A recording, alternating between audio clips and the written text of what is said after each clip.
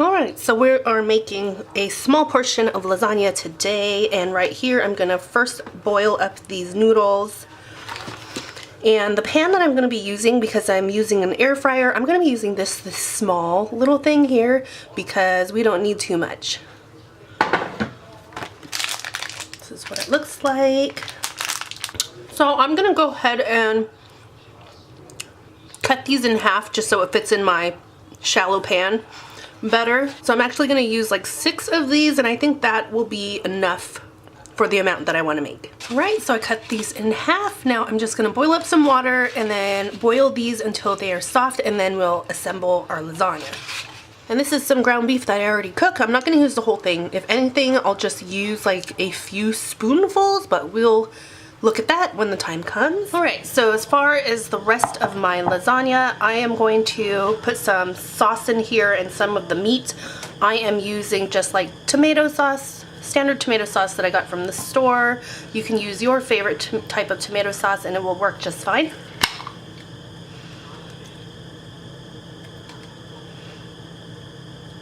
I'm going to start with about like 1 cup just to start, because I don't know how much I'm going to use and I don't want to overuse it, so I can make it last longer.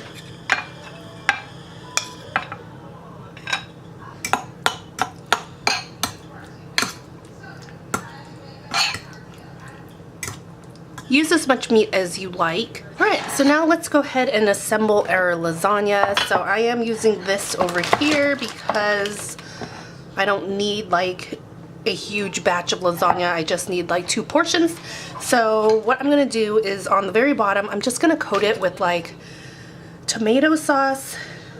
Decided to go ahead and start with some meat on the bottom, just a little bit.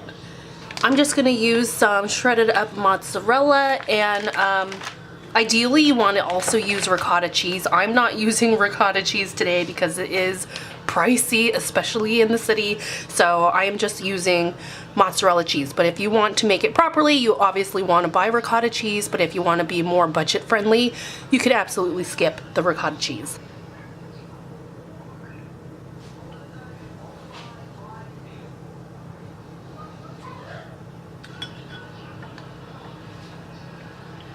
So I'm gonna do it with the layer of pasta, and then I'm gonna put the meat sauce, and then I'm gonna layer the cheese on top, and that's the pattern that I'm gonna use. And as far as like how much cheese you want to use, just use whatever your preference is.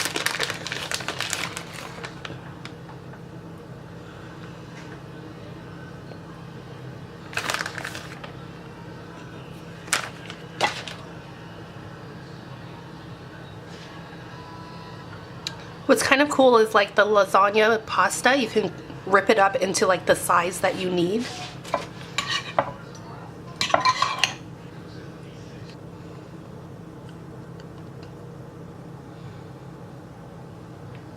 I think this will be my last layer.